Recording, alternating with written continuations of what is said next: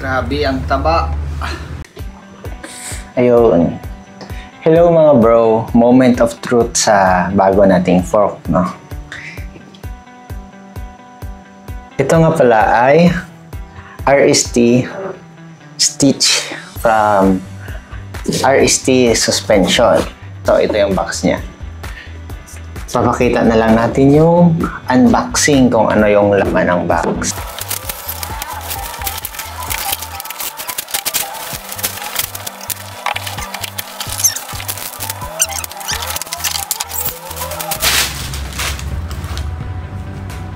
Grabe, ang taba. First impression ko talaga sa kanya, sabi ko kanina pagbukas ko, ang taba, ang chunky, napaka-chunky masyado ng 38. So first time natin naka 38mm na stanchion. Yung pinakamalaki lang natin na nagamit is Fox 36. Dalawang beses tayo nakagamit ng Fox 36, yung Kashima coated at isang Fox 36 Performance na 27.5 lahat. So, na-intriga ako dito sa budget enduro fork na to kasi 38mm na stanchion. So, ito na siya. Grabe. Ang laki pala talaga. Yung current fork kasi nagamit ko ngayon ay RockShox Yari na merong 35mm na stanchion. So, ramdam ko talaga yung pinagkaiba nila sa stanchion size. Yan. So, wala pa tayong initial impression sa ride feel nito at performance. Mag-quick specs muna tayo. No, yung steer tube nito ay tapered. Yung stanchion niya, aluminum alloy, anodized, hard anodized aluminum alloy na 38mm. Wala itong mga meters dito, no, metrics para sa sag levels. Wala din na kahit anong, clean black stanchion lang siya. Tapos, dito meron siyang compression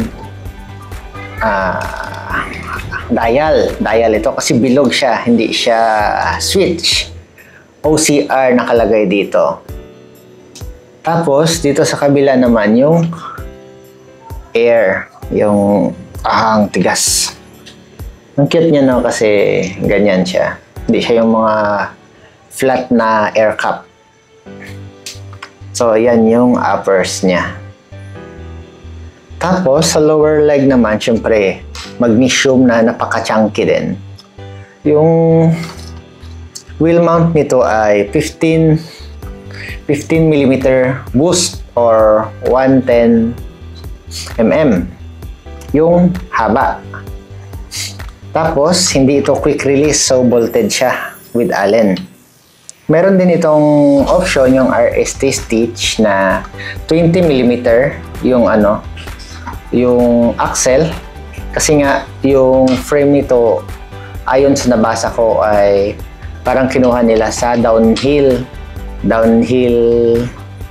fork nila na ganito rin ka taba. Kaya meron siyang option or meron siyang version na 20mm boost. Nandito naman sa kanan yung rebound damping niya. Siyempre, meron dapat rebound screw dito sa kabila. So, post mount yung brake mount niya, minimum of 180mm na disc up to 220mm yung laki na kaya niyang i-accommodate, or yun yung recommended capacity niya. Yung rubber ring niya, orange. Yung bigat niya, medyo may kabigatan, mga bro. Yun lang yung masasabi ko dito. Meron siyang meron siyang yung parang exhaust ng hangin. Hindi ko pa alam yung technology behind dito. Tapos yung sticker lang niya, yung decals, ito sticker lang siya. Pwede siyang tanggalin, no? Stealth siya, pero pwede siyang tanggalin anytime. Diyan lang muna yan. Yan, overall, maganda yung initial impression ko dito. Aside sa performance, which is ito try natin later on. Magbibigay din tayo ng review nito. Meron pala siyang bolts dito for fender. Hindi ko alam kung may RST specific fender ito or standard ito para sa ibang aftermarket na fender. Yun lang mga bro. So ito try natin ito dito. Samahan niyo ako. Ngayon naman mga bro, mag-initial impression tayo. Ipapump natin to na hindi pa naka-install. Dito lang. Ipapump natin kung ano yung feeling, tapos i-compare ko siya sa Fox at sa RockShox. So, let's go! So, fully open ito, no? Fully open. Tapos, yung rebound. Fully open natin yung rebound. Yan, open na lahat. Compression and rebound open. Ito yung feeling niya. Initial impression ko, feeling ko kulang to sa hangin for my weight kasi ayan, kaya ko siyang 50%. Yan. Tapos dito nararamdaman ko parang may pumipigil na sa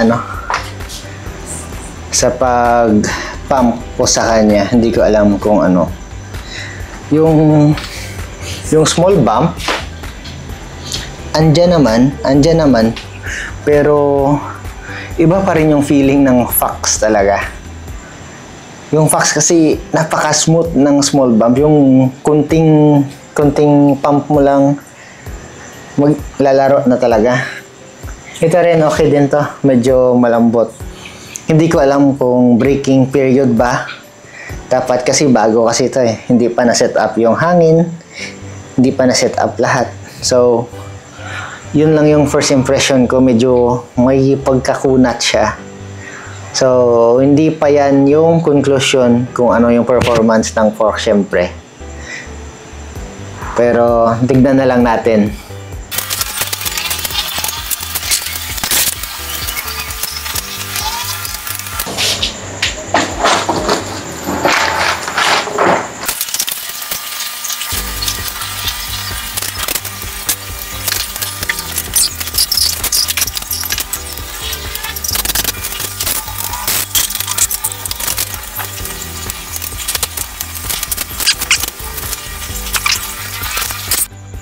So, tapos na tayong mag-install ng RST Stitch na Enduro fork natin.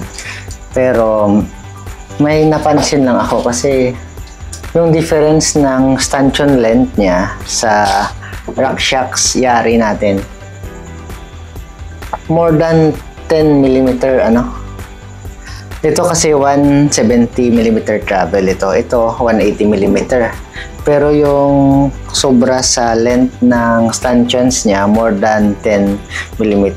So, sinukat ko siya, Pagsukat ko, 92 mm yung stanchion length. Ang explanation niyan, stanchion length kasi is different from total travel. Yung travel niya, 180 lang talaga. So, hanggang dito lang siya. Yung 11 mm, wala nang play yun.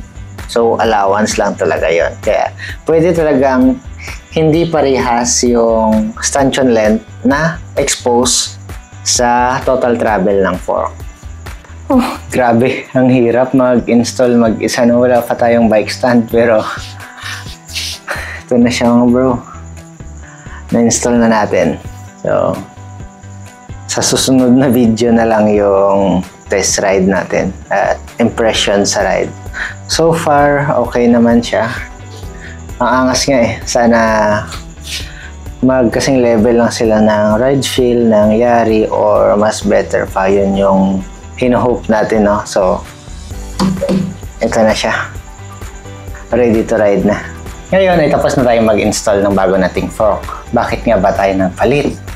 From RockShox Yari to RST Stitch. Sa totoo lang, napagtripan lang. Joke.